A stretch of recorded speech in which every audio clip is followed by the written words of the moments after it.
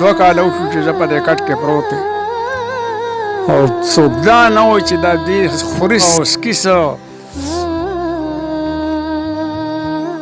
په سترګو باندې معذوره شوی یم.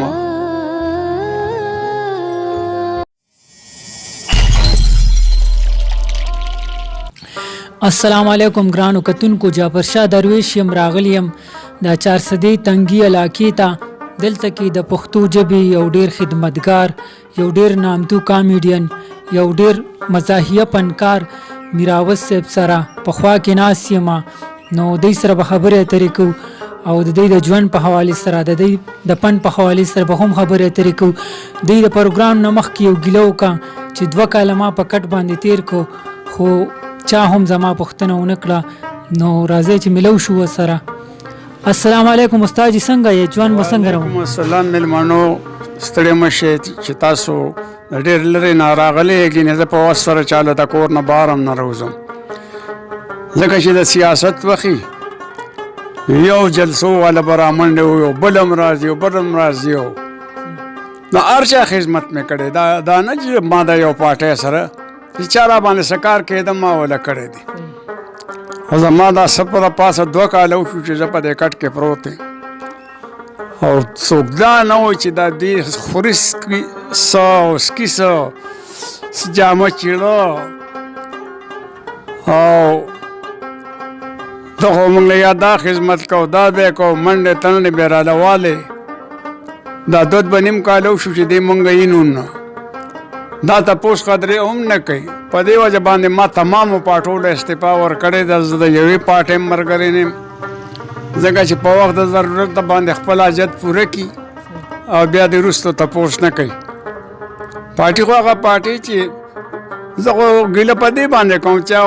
غټ خلک چې کوم لیډران دي خو زه په دغه باندې دي که نه، یا دا یو ورکر هم زما تپوس له نه دی راغلی. نو د دې وجې نه زما صرف د خپل علاقې علاقه به ورته دا ووایي چې دا پښتو وطن د کوم اړخ چې دی پښتونخوا دا زموږ علاقه ده، تر اټکه نه وروړېدلې ده. نو زه د دې خلکو نه ډېر په دې باندې ګیلمن یم چې بس صرف وخاندي او بیا دا تپوس شاته نه کوي چې دې څه شو. دا 2 نیم کاله زما په دې کټ کې دا تیر شو. تاسو مې په خپله باندې وینئ، په سترګو باندې معذوره شوی یم. زه اوس تاسو دا کیمرې لګولي دي، ما ته دا پته هم نه لګي چې دا کیمره کوم ځای ده و، زه کوم ځای ناست یم او تاسو را سره دا جوخت یې. نو په دې وجه باندې لږه پېژنګلو کېږي. نو زه به تاسو ته څه ووایم بس چې تاسو په زړه څه ارمان وي، خو پښتو په حواله باندې بس د خپل وس مطابق چې ما پښتو ژبې له او پښتنو له څه کړي دي، نو انشاءالله چې داسې بل کس ډېر به را پیدا به شي. یوازې میراوس نه دی، بل به راشي، بل به راشي، بل به راشي. خو لکه دا ما چې کوم دغه ورکړی دی خلکو ته که نه میشن ورکړی دی زما ګانا یا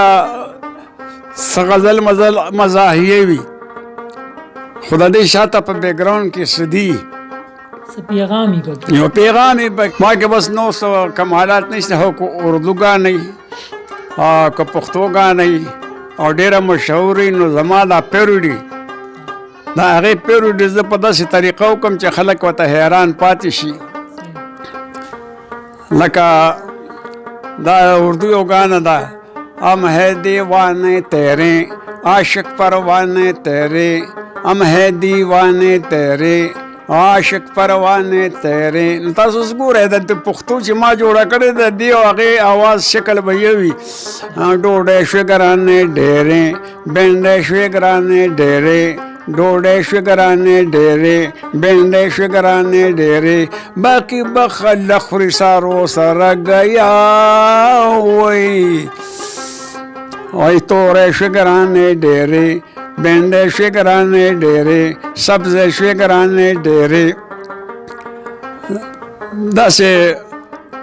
یو بله یو ګانه هم ده، ګلو غوندې نازکه ده ښکلې دلربا زما، ګرانه په ما ځکه ده ښکلې دلربا زما، نو خدش په ګډه کده ښکلې دلربا زما خدش په ګډه کده ښکلې دلربا زما نوروانه دومره زکه ده ښکلې دلربا زما من امرود کو را کی سوک دا به په زور نه کم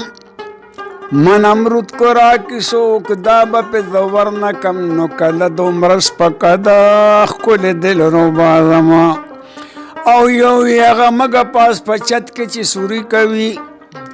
یو هغه مګه پاس په چت کې چې سوري کوي خدا مګه په ځمکه ده ښکلې دلربا زما سار چې دا وتلې ده اوسه پورې رانله سار چې دا وتلې ده نو اوسه پورې رانله نو کمالت کې وروکه ده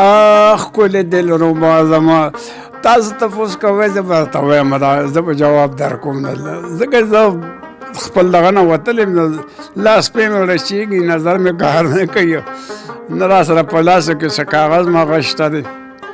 حاجي دا راته ووایه تاسو دې پند ته چې ړومبې ړومبې راووتی څنګه راووتی دا شوق مو څنګه را پیدا شو نو بس د شوق خبره ده سردار علي ټکر سے و یو نامي ګرامي خانان دی د دې ټکر د دې ځای نه وراسي ورغوشي دغه ځای کې کورونه دي نیر په غاړه خو په شوق یې دغه راووته سردار علي ټکر د هغه دغه تم څوک ګیټو تم نه رسي او دغسې زمونږ هم د زمیندار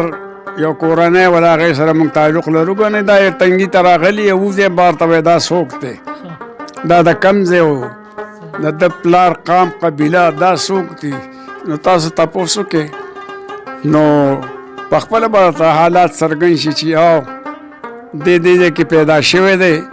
دلته لوی شوی دی خو د 15-16 کالو په عمر کې ما بس دا پیډ دغه اولنی پروګرام ما په ریډیو باندې کړی دی بیا د هغې نه وروستو ټلویزیون راغی نو زه چاله تللی نه یم زه به وتلی یم د کور نه ما پسې راغلي دي خو چې ته خبر شوي دي مشهور شوي هغه وخت کې بس بیا ټلویزیون ته بوتلم نو بس د چا څه خبره خدای دې په ډېر څه قبول کړي اولنی قدم په ټلویزیون کې د پښتو ژبې د منشیاتو خلاف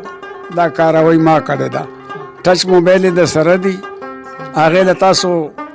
ګوګل ته ورسئ نو ټیک پرته پکې زما نوم راځي یا په یوټیوب باندې وګورئ 2 چرګان مې ترخ کړي دي دا زما اولني پروګرامونه دي خدای پاک زما د لاسه